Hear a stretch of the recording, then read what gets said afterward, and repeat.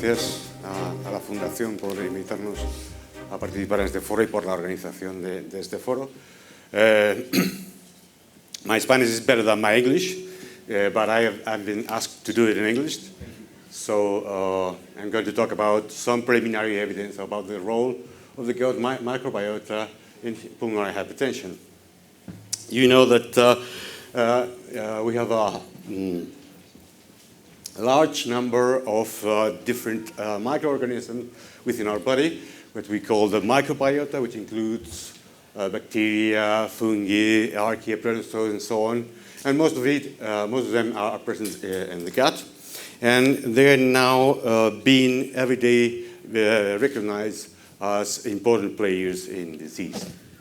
So we have a large number of microbes, a large number of bacteria in our body, which exceeds our own body cells. Maybe not as much as 10 to 1, but more than our own cells.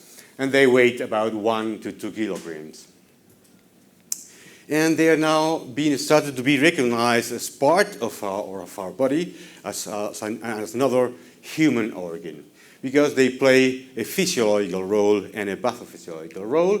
We know that besides all these known pathogenic microorganisms, we have a number of microorganisms which are not pathogenic, but they play some negative role in our health. So the proportion of those healthy microorganisms to those not so healthy microorganisms can be an important player in health and disease. So we now know that there's a close relationship between the microbiota and adequate metabolism, metabolic, hormonal, and immunologic homeostasis. And we know that there are this balance of this community, this community of microorganisms, that we call it gut dysbiosis, that is present in disease and is associated with poor health outcomes. So there's a close relationship between systemic diseases. Systemic disease can induce an alteration in the gut microbiota, and this gut dysbiosis also may influence the systemic disease. So the microbiota can release a number of different metabolites that can be absorbed, that can impact different organs. And we also know that microbiota is also very important in the control of the gut barrier. So there may be some translocation of bacteria to the blood and to different organs which may have an impact on their health. Fortunately, we have now very potent tools to analyze the microbiota. We have a next generation sequencing, and we have bioinformatics that may allow us to analyze the microbiota quite simply, quite easily. So even working groups that are not very experts on the field have started, as we have done, to analyze the microbiome in their pathology. See, we have started to analyze the microbiome in pulmonary hypertension, because gut dysbiosis has been clearly related. The disbalance between different bacteria, particularly, have been related to a number of cardiovascular, respiratory, and metabolic diseases. So the role of microbiota in pulmonary hypertension is not yet known. So I'm going to present some still very preliminary evidence of this. We did a study of the gut microbiome in a model of pulmonary arterial hypertension. The model we have used is has its limitations, as every model, but it is the most common model of pulmonary hypertension that consists in exposing the animals, the rats, to hypoxia and to an inhibitor of BGF receptor. So this model delivers pulmonary hypertension, elevated blood pressure, right ventricular hypertrophy, and a proper and a clear remodeling of the pulmonary arteries. So we took the feces of these rats and did an analysis of the microbiome. And we found that there were no major changes in alpha or beta diversity.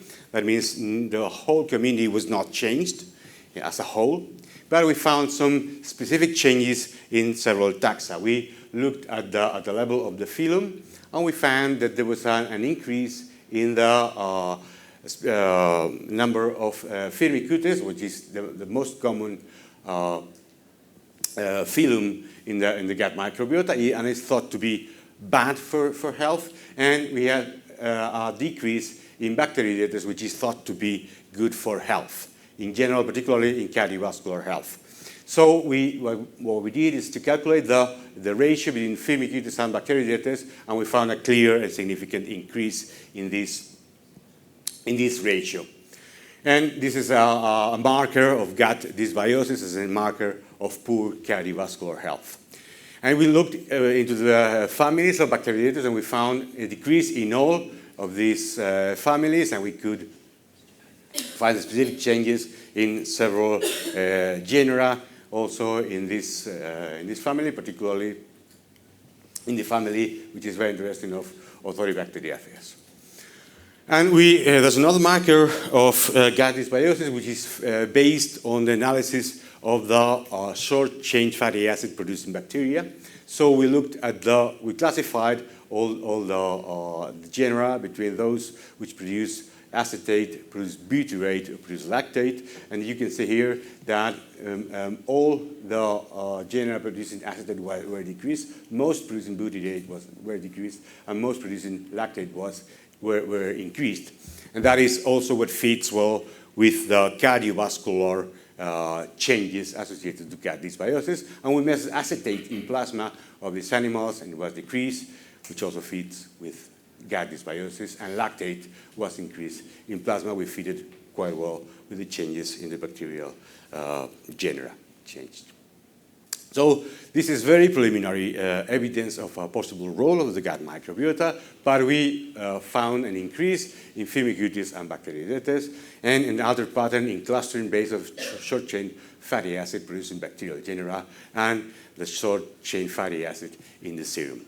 So we can speculate. There are many, many questions now open. The first one that we are working now is to see if it is also present in humans, and also what is the mechanism by which pulmonary hypertension may induce gut dysbiosis, and we speculate that it may be due to an increase in sympathetic activation. So sympathetic activation is not only important probably for the vessels and for the heart, but it's also probably important in the colon. And there are a number of related changes that are common to gut dysbiosis and to pulmonary hypertension, like for instance, reduced transcription factor EGR1, Th17 cell polarization, the upregulation of tryptophan hydroxylase, which is the leading enzyme to generate serotonin, or bacterial translocation and TL4 activation. So if all this is true, if we go on and analyze the pathophysiological role of gut dysbiosis, maybe in the future we can address gut dysbiosis as a therapeutic target. I'd like to thank the group of Juan Duarte in the University of Granada from severe cardiovascular diseases, which they are more experts in microbiota than we, and of course all my group here in Madrid. Thank you very much. Thank you, Professor, for a clear talk. And there will be questions. There will be time for questions right now because Richard has to be. I'm happy to have a question. You will be at the end. I'll be here. Okay, let's go. Go ahead. Thank you very much, and thank you for presenting in English. That's very kind. I think I'd have followed it actually, even if you'd done it in Spanish. So. My question is. Of course, the challenge here is trying to understand causality or consequence. And is it possible, and I guess it is, it's now occurring fairly regularly in humans, to do a fecal transplantation back in the rat, really putting back in a normal colony, fecal flora, to determine whether that generates any other physiological or restoration of physiological changes, and whether you've had a chance to do that. Yeah, well, there are many ways of doing that. You can do it a control rat to a rat model. You can do it from a human with pulmonary hypertension to a rat without a control rat, and you can do it the opposite to a hypertensive rat to see if you can correct it. That's something we're trying to do. First, we need to do. There are lots of things we need to do. First, if it's also present in humans, then if we can correct it with fecal transplantation or maybe with probiotics, which are also restore the gut dysbiosis, and also we plan to do also treatment with short chain fatty acids, which may correct the metabolites that may be altered. So there's a lot of work. That's very preliminary. Next question. So microbiota is a community. Have you thought of sequencing phages or viruses? No. The technology that you do is, it can be done, of course. The classical technology to look at the bacteria is to analyze the ribosomic RNA, and that doesn't look into the viruses. But I think that there may be other important microorganisms, maybe fungi also, maybe important. Even worms, why not? So if you have questions, please ask with the microphone. Very simple one. What do you think about the oral microbiota there? I mean, don't you think it will be important to test if, I mean, Yes. related with the respiratory health, I would say that oral microbiota will be important. Yes, the oral microbiota has been linked to